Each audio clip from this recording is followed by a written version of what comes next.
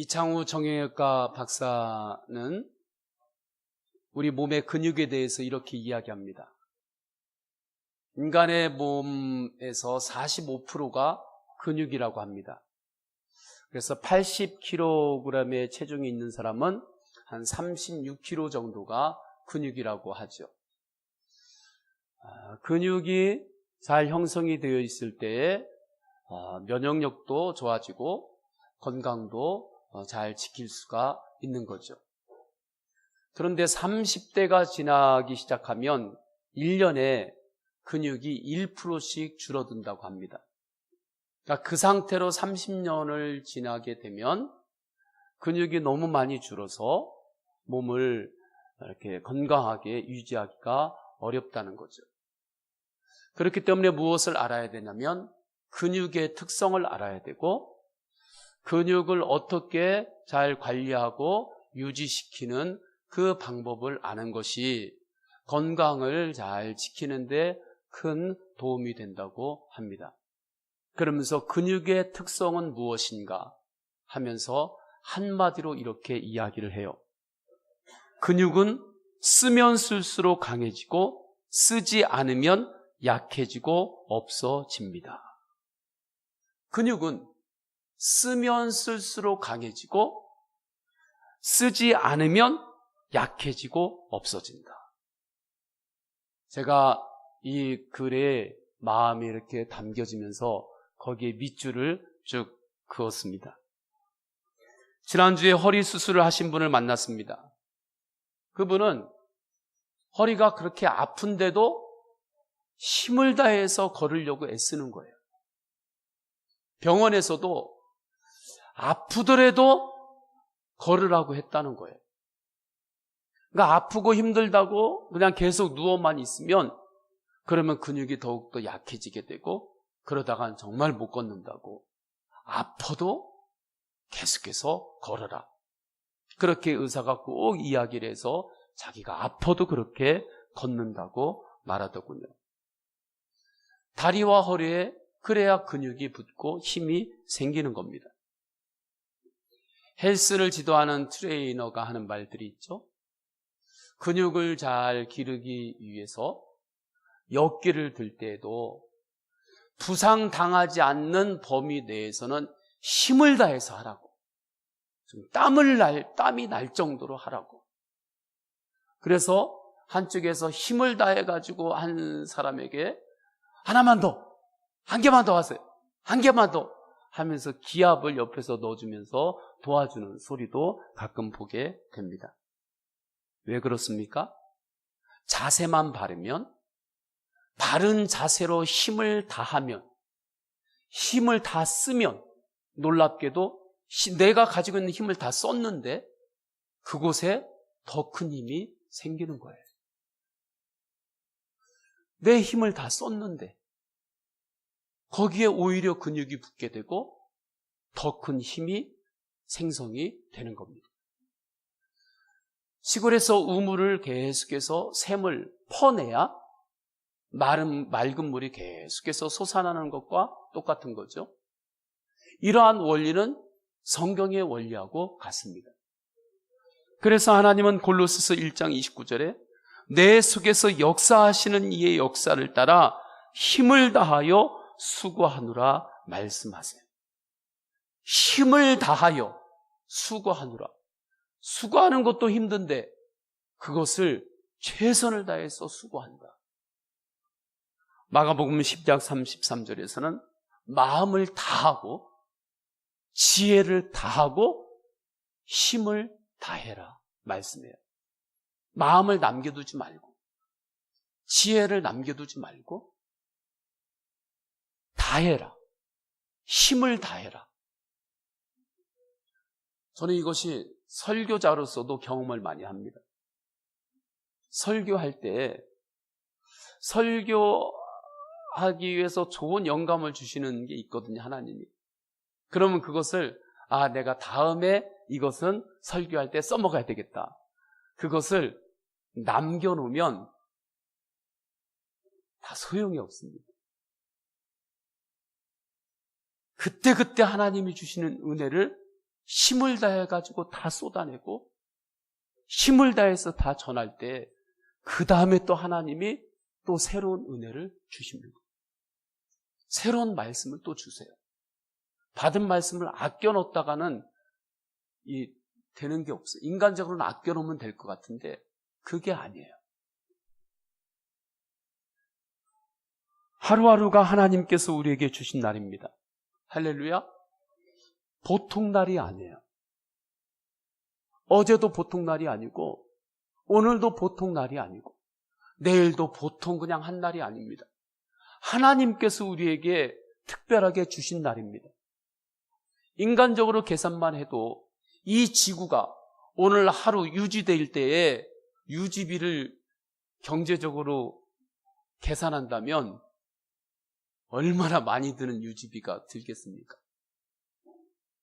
계산할 수 없을 정도의 그 유지비가 드는 이 하루를 하나님께서 우리에게 선물로 주신 겁니다. 내가 오늘도 숨을 쉬고 있다는 것도 놀라운 은혜입니다. 내가 지금 숨을 쉬고 있다. 그러면 하나님께서 오늘 살 힘을 나에게 주셨다는 뜻입니다. 그 사인이에요. 숨이 잘 쉬어지죠? 할렐루야. 아침에 일어나서 숨을 한번 쉬어보세요. 그래가지고 숨이 쉬어지면 오늘도 하나님께서 내가 살 힘을 하나님께서 주셨다. 그 사인임을 알고 주님을 바라보면서 힘을 다해서 그날도 사시기를 축원합니다. 믿음 생활이란 하나님이 다 하시니까 나는 노력도 하지 않고 하나님께 다 맡기고 나는 게으르게 사는 것이 아닙니다. 오히려 믿음 생활은 하나님 안에서 내가 최선을 다하고 힘을 다해서 사는 거예요. 그래서 빌립보서 3장 14절에 믿음 생활을 힘을 다해서 달리는 선수의 비유를 들지요. 표대를 향하여 그리스도 예수 안에서 하나님이 위에서 부르신 부름의 상, 그 마지막 그 결승선을 향하여 달려가노라. 예수님도 이 땅에서 힘을 다해서 사셨습니다. 설렁설렁 살지 않으셨어요. 겟세마네 동산에서 기도하실 때에도 끈질기게 최선을 다하여 기도하셨습니다. 기도를 최선을 다하여 기도할 때 몸에서 땀이 막 비오듯이 쏟아져요. 실제로 막 땀이 맺힙니다. 그런데 그 땀이 핏방울이 될 정도까지 주님께서 겟세마네 동산에서 힘을 다하여 기도하는 기도의 노동을 하셨던 겁니다. 골고다 언덕을 오르실 때도 그 한 걸음 한 걸음에 주님께서 힘을 다해서 걸으셨던 거죠. 그렇지 않으면 뼈가 부서지고 그 근육이 다 찢어진 상태에서 그 골고다 언덕을 어떻게 오르실 수가 있었겠습니까? 예수님이 그때 마음에 받으셨던 조롱과 상처가 얼마나 큽니까? 그렇지만 그 마음 그대로 붙잡고 또 한 걸음 한 걸음 내디면서 그 언덕을 올랐습니다.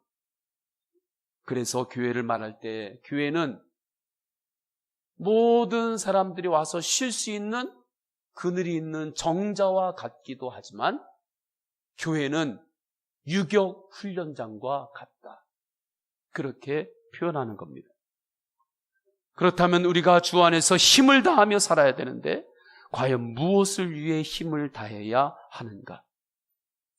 주 안에서의 하나됨, 주 안에서의 한 마음을 위해서 우리는 힘을 다하는 거죠. 그것을 지키기 위해서. 그래서 3절이 이렇게 말씀합니다. 우리 3절을 다 함께 읽습니다. 시작. 평안에 매는 줄로 성령이 하나 되게 하신 것을 힘써 지키라. 저는 우리 성도님들이 하나님 앞에서 하나의 마음이 있기를 축원합니다. 이미 하나님을 믿고 살기로 결정했으니 이제 하나님만 바라보며 믿음으로 사시기를 축원합니다. 사람에게 제일 힘든 것은 사는 게 힘든 게 아니라 두 마음으로 사는 것이 힘든 거예요. 내가 감당해야 되는 그 짐이 힘든 게 아니라 두 마음으로 나에게 오는 그 상황을 맞닥뜨렸을 때 그때 힘이 드는 겁니다. 이스라엘 백성들이 광야에서 그토록 힘들었던 것, 광야의 어떤 상황, 추위와 더위, 목마름이 힘들었던 것이 아니라 그 안에서 두 마음으로 살았기 때문에 힘들었던 거예요. 가나안 땅을 바라보고 하나님의 약속을 바라볼 때는 그들은 신이 났습니다. 광야였지만 신이 났고 마음에 기쁨이 있었습니다. 소망이 있었습니다. 그런데 가나안 땅의 거인들을 보고 내가 가지고 있는 물병에 물이 떨어졌을 때 하나님을 바라보지 않고 물이 떨어진 내 물병만 바라보았을 때 어디를 생각했어요? 과거를 생각했습니다. 하나님 없이 살았던 때, 그때가 오히려 더 편했고 그때가 더 재미있었다고 그렇게 생각했습니다. 그러면서 믿음 없는 말을 하기 시작하죠. 여기서 죽었으면 좋겠다. 그냥 여기 광야에서 그냥 확 죽었으면 좋겠다. 그러면서 불평하면서 말합니다. 정말 속까지 죽고 싶었던 것은 아니겠죠? 그렇지만 계속해서 입에서 나오는 말은 그냥 여기서 확 죽었으면 좋겠다고, 이것으로 나는 끝났다고, 나는 이것으로 망했다고, 그렇게 말은 계속해서 하는 겁니다. 그 말을 하나님이 듣고 계셨어요. 우리 성도님들이 하는 말을 하나님이 듣습니다. 하나님이 들어요. 하나님이 다 듣고 있었는데도 그럼에도 불구하고 그들은 그 말을 멈추지 않았습니다. 끝내 하나님은 네가 말하는 대로 내가 너에게 해주겠다. 네가 말하는 대로, 네가 네 인생에 대해서 네가 원하는 대로 내가 그렇게 해주겠다. 그래서 40일이면 좋게 갈 수 있는 길을 40년을 헤맸습니다. 결국에는 그렇게 말했던 사람들은 광야에서 정말 그대로 죽게 되었어요. 말을 잘 해야 합니다. 절대로 부정적인 말을 입에서 나오는 대로 하지 마시기를 축원합니다. 사람은 죄인이기 때문에 부정적인 게 막 올라오죠. 그때 그 말을 걸러야 돼요. 사람은 죄인이기 때문에 나오는 대로 말하면 믿음 없는 말, 부정적인 말, 책임 전가의 말이 쏟아져 나옵니다. 한 마음으로 예수 그리스도를 바라보며 믿음의 말을 하시기를 축원합니다. 이 시간에 그렇게 작정하세요. 할렐루야. 주님, 제가 주님을 바라보면서 믿음의 말을 하겠습니다. 주님, 내 마음을 도와주옵소서. 내 입술을 주님 붙잡아 주옵소서. 나의 오늘을 주님 다스려 주옵소서. 담대하게 살고 싶습니까? 그러면 믿음으로 담대한 말을 하십시오. 믿음으로 담대한 말을 하지 못하고 담대하게 살려고 하면 이게 되지를 않아요. 주님을 바라보며 주님께서 나와 함께 하시니 내게 능력 주시는 자 안에서 내가 모든 것을 할 수 있느니라 담대함으로 믿음으로 말할 때 우리의 삶은 담대한 삶이 되는 겁니다. 소망의 삶을 살기를 원하십니까? 말을 바꾸세요. 믿음으로 소망의 말을 하십시오. 치유받기를 원하십니까? 믿음으로 회복의 말을 하십시오. 하나님을 믿었다 안 믿었다 하지 마십시오. 하나님이 기뻐하는 마음과 사탄 마귀가 기뻐하는 마음, 두 마음을 하나인 내 마음 그릇에 똑같이 담아놓고 잊지 마시고 하나를 정리하십시오. 싱크대도 정리하잖아요? 통장도 매번 잘 정리하잖아요? 아니, 싱크대도 정리하고 내 통장도 그렇게 잘 정리하는데 하나님 앞에서 내 마음 하나 정리하지 않고 살면 안 되는 거죠. 마음의 주인을 열어두지 마세요. 하나님 앞에서 두 마음으로 사는 사람은 주님이 원하시지 않는 마음을 분별하고 그 마음을 십자가 앞에 내려놓으시기를 축원합니다. 가족에 대해서도 두 마음을 가지고 있다면, 아내에 대해서, 남편에 대해서, 자녀에 대해서, 부모에 대해서 두 마음을 가지고 있다면 예수님이 기뻐하지 않는 마음은 내려놓으시기를 축원합니다. 세상 소리에 귀가 얇아서 이 사람이 이야기하면 여기에 휩쓸리고 이 사람이 이야기하면 또 세상에 이쪽에 휩쓸리고 이리저리 휩쓸리지 마십시오. 세상의 여러 소리들은 우리가 참고하면서 살아야 되는 거지 그곳에 구원의 길이 있는 것은 아닙니다. 오직 주님의 말씀만을 나침반으로 삼고 주 안에서 하나된 마음을 지키며 사시기를 축원합니다. 그러면 왜 하나님은 우리에게 주 안에서의 하나됨, 주님 안에서의 한 마음을 힘써서 지키라고 하는가? 그 마음을 뺏으려고 하는 사단마귀가 있기 때문에 그렇습니다. 삼위일체 하나님이기 때문에 우리는 다양성 안에서 하나됨을 경험할 때 진정 행복할 수 있기 때문입니다. 주 안에서의 한 마음 되면서 능력이 나오기 때문입니다. 그래서 4절에서 6절을 보게 되면 이렇게 말씀하죠. 몸이 하나요 성령도 한 분이시니 이와 같이 너희가 부르심의 한 소망 안에서 부르심을 받았느니라. 주도 한 분이시요 믿음도 하나요 세례도 하나요 하나님도 한 분이시니 곧 만유의 아버지시라. 초대교회에 그렇게 기적과 능력이 나타난 것, 초대교회 성도들이 한 마음으로 성경 그대로 표현하면 날마다 마음을 같이하여 떡을 떼고 그렇게 나누었기 때문입니다. 전도서 4장 12절에서도 한 사람이면 패하였거니와 두 사람이면 맞설 수 있나니 세 겹줄은 쉽게 끊어지지 아니하느니라 말씀하셨습니다. 저는 우리 성도님들의 가정 안에도 주님 안에서의 하나됨의 은혜가 있기를 축원합니다. 저는 우리 교회도 언제나 주 안에서 한마음 되어 세상에 선한 영향력을 끼치는 교회가 되기를 원합니다. 저는 우리 성도님들이 세상에서 일할 때에도 그 안에서 서로 협력하고 합력하여 행할 수 있는 그 지혜가 우리 성도님들에게 있기를 주님의 이름으로 축원합니다. 그러면 우리는 어떻게 예수님 안에서 하나됨과 주님 안에서의 한 마음을 지킬 수 있을까? 그 마음을 하나님이 이미 우리에게 그 마음을 주셨는데 그 마음을 지키라고 하셨는데 그 마음을 사탄에게 빼앗기지 않고 마귀에게 빼앗기지 않고 어떻게 그 마음을 우리가 지키며 살 수 있을까? 첫째, 예수님의 성품을 힘을 다해서 배워야 합니다. 한국미랄기독교교육연구소 소장을 하면서 성품학교를 통해서 선한 영향력을 끼치는 이영수 교육학자이자 목사님이 계십니다. 그분은 여러 가지 연구 결과를 기초로 성품이 새로운 인생의 지평을 여는 문이다 말해요. 한국 여러 가지 교육기관에 굉장히 도전을 주는 그러한 이 과정의 내용입니다. 지금까지는 IQ가 지식이 새로운 지평의 문을 여는 거라고 생각했는데 그게 아닌 거죠. 실제로 연구해 보니까 그게 아닌 거예요. 성품이 사람의 지평을 새롭게 여는 문인 거예요.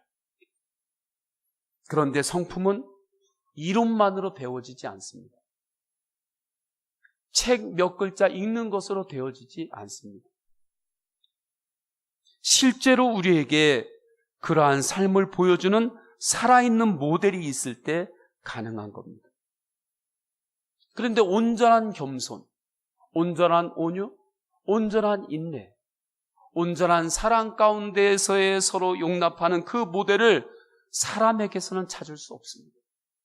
이론에서는 찾을 수 있지만 실제 사람에게서는 찾을 수 없어요. 왜요? 사람은 다 부족하고 사람은 다 죄인이기 때문에 그렇습니다.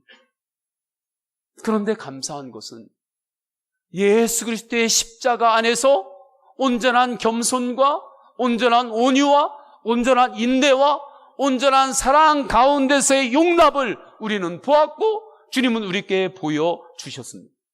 그리고 주님은 부활하셔서 지금도 살아서 우리와 동행하시면서 주님의 성품을 보여주시고 계시고 주님의 성품을 우리에게 말씀하시고 주님의 성품을 우리에게 가르치시는 거죠. 십자가 복음을 통해서. 그렇기 때문에 우리는 예수 그리스도를 바라볼 때, 오직 주님을 바라볼 때 내 기질에 상관없이 예수님의 성품을 누구나 배울 수 있습니다. 사도 바울도 이 성품을 배웠습니다. 사도 바울의 기질은 자기중심으로 지냈던 그런 기질이 있었던 사람이죠. 그래서 마가하고도 전도여행을 이렇게 시작할 때에 안 맞으니까 마가를 내쳤던 그런 일도 있었습니다. 그러나 사도 바울은 전도 여행을 하면서 점점 예수님의 성품을 배웁니다. 예수님의 겸손을 배웁니다. 하나님 앞에서 항상 낮추는 주님의 겸손을 배우고, 주님의 온유를 배우고, 주님의 인내를 배우며, 사랑 가운데서 서로 용납하는 주님의 십자가의 성품을 배웁니다. 결국에는 사랑 안에서 마가를 용납할 수 있었고, 그가 하나님의 귀한 사도로, 하나님의 귀한 사람으로 세워지는데 사도 바울은 힘이 되어 주었죠. 사도 바울은 주 안에서 하나됨, 주 안에서의 한 마음을 지킬 수 있는 것은 예수 그리스도의 성품을 힘을 다하여 배우는 데 있음을 깨달았습니다. 그래서 에베소 교인들에게 2절에 보게 되면 우리 2절을 다 함께 읽습니다. 시작. 모든 겸손과 온유로 하고 오래 참음으로 사랑 가운데서 서로 용납하고 말씀하죠. 믿음 생활의 핵심은 성경을 지식으로 아는 것을 넘어서는 겁니다. 성경을 머리로 지식으로 아는 것을 넘어서서 예수님의 성품을 배우고 예수님의 성품을 따르는 것이, 그것이 신앙생활의 핵심입니다. 저는 이 시간에 우리 모두에게 예수 그리스도의 성품을 배우고 따르려는 그 마음이 있기를 원합니다. 그러면 우리가 구체적으로 힘을 다해 배우고 따라야 할 예수님의 성품은 무엇인가? 2절에 보면 여러 가지가 있지만 그 중에서 후반부에 나오는 사랑 가운데서의 서로 용납에 대한 말씀을 전하려 합니다. 우리에게는 다 사랑이 있습니다.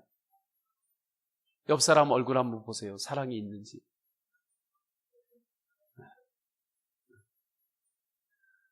사람은 다 사랑이 있어요. 따지고 보면 나쁜 사람은 없는 거예요. 특별히 예수 믿는 사람은 이미 마음 안에 예수님의 사랑이 있습니다. 그런데 사랑이 있는데도 때로는 용납을 못하는 이유는 무엇일까? 가족끼리도 서로 사랑은 하면서도 서로 용납하지 못하는 이유는 무엇일까? 이유는 사람이 나빠서가 아닙니다. 서로 배려하며 관계 맺는 방법을 잘 모르기 때문입니다. 그래서 이 시간에는 성품 학교에서 관계 맺는 방법을 소개하려고 합니다. 선한 관계를 맺으려면 4가지의 단계가 필요한데, 먼저는 감사로 말하기, 2번째는 내가 먼저 용서를 구하기, 3번째 가서 내가 요청할 걸 요청하고, 마지막 4번째 가서 내 마음을 표현하는 겁니다. 그런데 우리는 앞에 2가지는 싹 빼놓고 처음부터 내가 요청할 것만 말하고 내 마음만 그냥 확 표현하는 거죠. 한 가지 예를 들겠습니다. 5살짜리 아이를 둔 엄마가 있었어요. 근데 이 엄마하고 남편하고 관계가 그렇게 좋지를 않았습니다. 남편은 매일 출장을 다녔고 특별히 외국으로 출장을 많이 다녔어요. 근데 어느 날 남편이 나 당분간 미국에 혼자 당분간 가서 한동안 있다가 오겠다고 말합니다. 그러니까 이 아내가 그것을 그래도 마음을 다스리면서 받아들입니다. 그렇지만 당신이 미국에 가기 전에 미국에 가서 혼자 지냈다가 한동안 지냈다 오는 거 내가 그것까지 이해할 수 있는데 가기 전에 내가 한 가지만은 당신에게 받아야 되겠다. 그것은 사과다. 여보, 내가 당신에게 잘못했어요. 나를 용서해줘. 이 말을 당신 입으로 나한테 하는 거 내가 그거 하나만은 꼭 들어야 되겠다. 그래서 하루는 저녁에 남편에게 우리 산책 가자고 합니다. 남편이 무슨 산책이냐고. 가자고. 그러니까 산책길에 나서요. 근데 나서자마자 이 아내가 입을 열고 말하는데, 당신 떠나는 건 좋은데 나한테 한 가지 해줘. 나한테 사과해. 나한테 빨리 잘못했다고 해. 그러자 남편이 화를 버럭 내리면서 이렇게 소리칩니다. 너는 잘했어? 너는 잘했냐고. 싸움이 더 크게 한번 붙었고 서로의 마음은 더 무너졌습니다. 아이 엄마가 다시 말씀 안에서 훈련을 받고 4가지 순서대로 말을 연습하고 건넵니다. 처음에 감사로 말하겠죠? 근데 아무리 남편에 대해서 감사할 걸 생각해도 감사할 게 없어요. 근데 그러다가 갑자기 어떤 생각이 나오냐면, 남편이 몸이 좀 이렇게 살이 있어서 좀 이렇게 살이 좋은데, 그러니까 살이 이렇게 있고 우리 윤전사님처럼 이렇게 풍채가 좋은 것 같아요. 그러니까 다른 건 몰라도 그냥 옆에 있으면 이 몸이 좋으니까 그냥 든든한 마음은 있었던 거예요. 그래서 다시 남편하고 둘이 만나는 시간을 잡아서 이렇게 입을 엽니다. 당신 옆에 있으면 그래도 내가 든든한 마음이 있어. 고마워.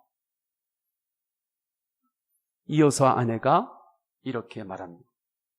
남편은 지금 놀라가지고 지금 너무 어쩔 줄 모르죠. 왜냐하면 이 아내가 지금까지 자기에게 고맙다고, 감사한다고 살면서 한 번을 얘기한 적이 없는데 갑자기 고맙다고 이야기하니까 당황을 한 거예요. 근데 이어서 아내가 이렇게 이야기를 합니다. 그러고 보니 내가 당신에게 이러한 말을 한 번도 한 적이 없었네요. 생각해 보니까 내가 참 미안하네. 그리고 이제 그 다음 단계 요청하기로 들어가야 되잖아요. 이제 요청하는 거. 근데 요청하기도 들어가기 전에 남편이 아니야. 내가 당신한테 잘못했지. 내가 실제 잘못한 게 많어. 나도 그거 알고 있어. 4번째 내 마음을 표현하게, 그 마음을 표현하지도 않았는데도 그 안에 사랑 안에서의 서로 용납하고 회복이 일어난 겁니다. 우리는 항상 내가 받을 사랑만 요구합니다. 내가 지금까지 받은 사랑은 하나도 생각 안 해요. 지금까지 내가 받은 사랑이 얼만데 그건 하나도 생각 않고 앞으로도 받을 사랑만, 그것만 생각하는 겁니다. 그러니 항상 서운하기만 하고 감사가 보이지 않는 거죠. 받을 사랑을 받은 사랑을 생각하시기를 축원합니다. 자꾸 받을 사랑만 계산하지 말고 이미 받은 사랑을 생각하세요. 그때 감사의 입이 열립니다. 그때 우리는 십자가 사랑 안에서 내가 나같이 자격이 없는데도 나를 용납하신 예수 그리스도의 그 십자가 성품을 배우는 거예요. 나같이 더럽고 추악한 죄인을 주님께서 십자가에서 주님의 자녀 삼아주시고 나의 죄를 용서해 주시고 나를 사랑하시는 그 주님의 십자가의 그 성품을 그때서야 우리는 배우게 되고 알게 되는 겁니다. 주님과의 관계도 그렇죠. 주님 앞에 먼저 감사를 고백하고 주님 앞에 용서를 구하고 주님 앞에 요청하고 그리고 주님 앞에 내 마음을 다 표현하는 거죠. 이게 뭐예요? 기도예요. 그래서 우리는 둘째로 끈질기게 힘을 다하여 기도해야 합니다. 1절 우리 다 같이 읽습니다. 시작. 그러므로 주 안에서 갇힌 내가 너희를 권하노니 너희가 부르심을 받은 일에 합당하게 행하여. 부르심에 받은 일에 합당하게 행하라. 그러니까 하나님께서 우리를 성도로 부르셨어요. 서원교회의 성도로 예배자로 하나님께서 우리를 지금 부르셨습니다. 그러면 주님께서 불렀으니까 부르신 하나님께 합당하게 우리가 살아야 되는데, 그 합당하게 행하는 것이 여러 가지가 있지만 그 중에 하나가 뭐냐면 하나님 아버지 앞에 힘을 다하여 기도하는 겁니다. 그래서 사도 바울은 옥중에서도 힘을 다하여 쉬지 않고 기도했던 것이죠. 국민일보 미션란에 보게 되면 요즘 연재가 되고 있는 간증이 있습니다. 광림교회의 김선도 목사님, 감리교회 감독님이십니다. 그분은 감리교회 감독님이기 때문에 제가 잘 알고 있었죠. 그렇지만 그분의 그 신앙의 고백들, 신앙의 어떤 삶의 스토리는 전혀 몰랐습니다. 그 글을 읽으면서 조금 알게 되었어요. 그분은 평북 선천에서 태어났어요. 선천에는 교회가 둘이 있었다고 하는데, 한 교회는 성도가 1,500명, 한 교회는 1,200명 정도 되었다고 해요. 선천에 그 마을의 인구가, 도시의 인구가 5,000명이었는데, 그러니까 그 도시의 50% 이상이 성도였던 거예요. 그렇게 성시화가 된 마을에서 태어나서 기도와 말씀으로 어려서부터 자랐습니다. 그러다가 6.25를 만나게 돼요. 그때 해주의학 전문학교를 들어가게 되고 이제 의사의 길을 걷습니다. 그러다가 북한 군의관으로 차출이 돼요. 그런데 공산주의를 처음 겪게 됐는데 그 안에서 하나님을 너무 부정하고 하나님을 예배할 수 없게 만드는 거예요. 그래서 힘들다 하면서 이제는 안 되겠다. 내가 남으로 가야 되겠다. 하나님을 예배할 수 있는 곳으로 가야 되겠다. 그렇게 마음에 결심을 합니다.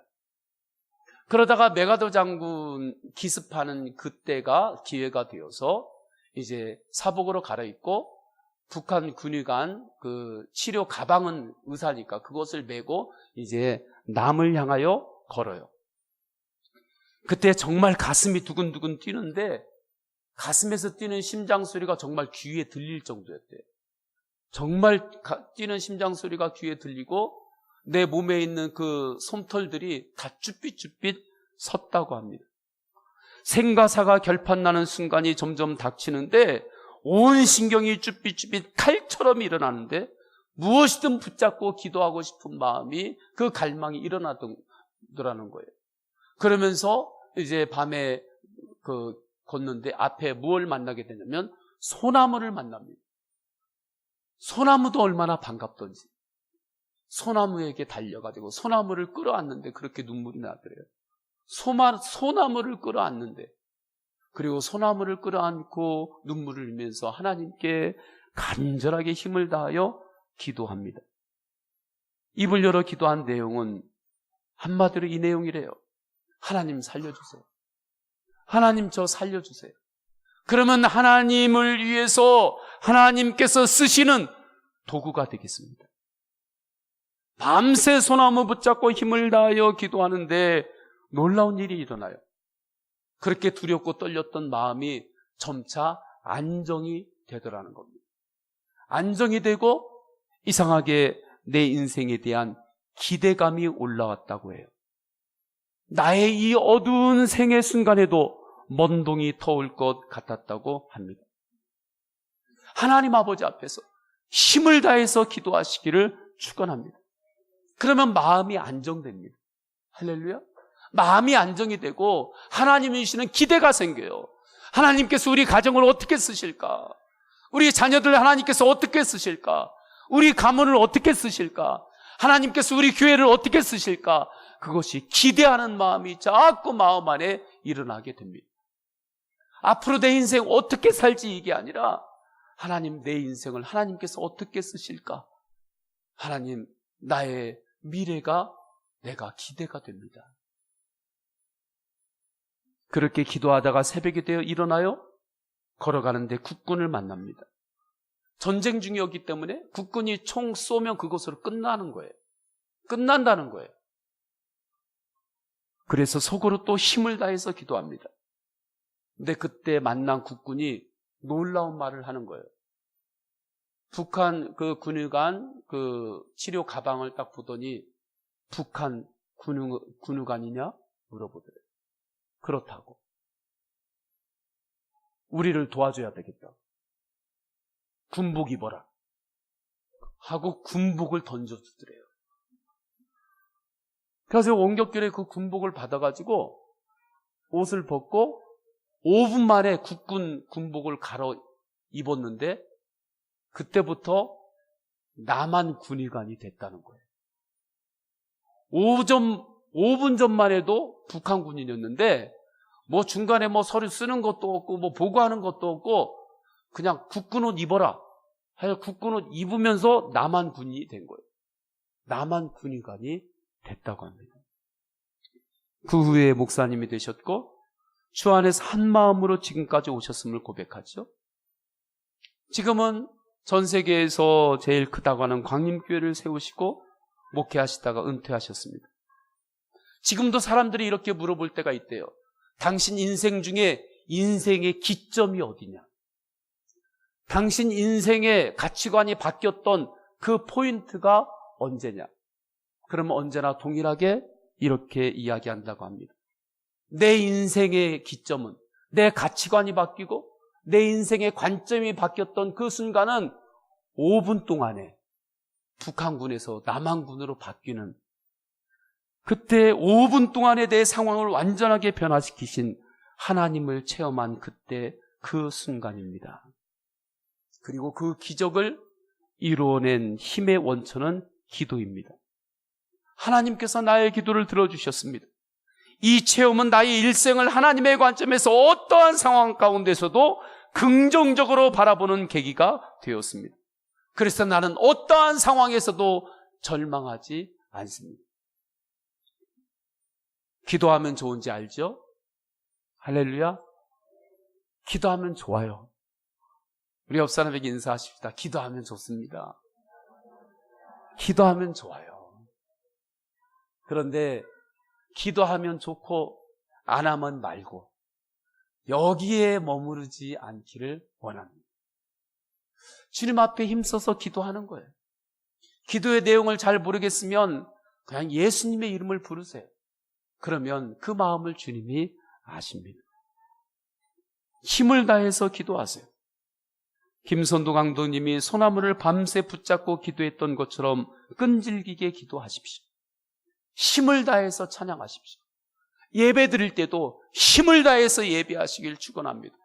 주일 성수도 힘을 다해서 주일 성수하시길 축원합니다.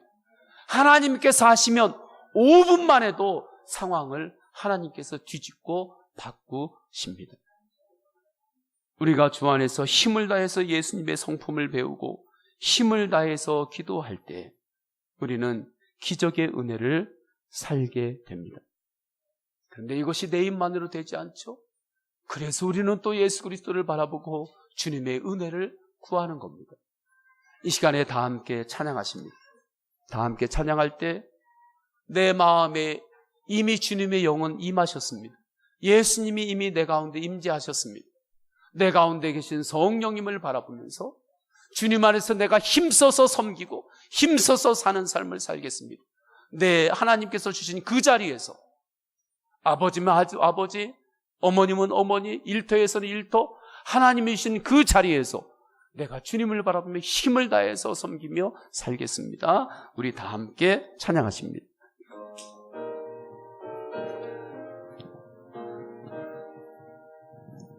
내 마음에 임하신 주의 성령 늘 계신 줄 믿습니다. 그는 살을 나에게 부어주사 주 섬기게 하옵소서. 주 예수여 충만한 은혜 내 영혼에 부소서. 주 예수만 나의 힘 되고 내 마음 됩니다. 아멘. 다시 한번 찬양합니다. 주 안에서 힘을 다하겠습니다. 주 안에서 힘을 다해 살고, 힘을 다해서 기도하고, 힘을 다해서 예배하며, 힘을 다해서 주님께서 주신 그 삶의 자리에서 살겠습니다. 그러나 내 힘으로 그게 되는 게 아닙니다. 내 힘으로 그게 되는 게 아니에요. 머리로 안다고 되는 게 아닙니다. 그래서 우리가 구할 것은 주님의 은혜를 구하는 겁니다. 그래서 주님을 바라보며, 하늘을 바라보며 두 손을 들고 하나님, 주님 내 손을 붙잡아 주옵소서 간구하는 겁니다. 그 심정으로 주 예수여 충만한 은혜를 이 시간에 내 영혼에 더욱더 부어 주옵소서 사모하면서 찬양하십니다. 주 예수여 충만한 은혜, 주 예수여 충만한 은혜, 내 영혼에 부 힘을 다하여 찬양합니다. 힘을 다하여 갈망을 가지고 주 예수만 나의 힘 되고, 네, 다시 한번 고백합니다. 힘을 다하여 주님 충만한 은혜를 부어 주옵소서. 주 예수여, 주님의 말씀대로 살 수 있는 그 힘을 부어 주옵소서. 내 영혼에 부소서.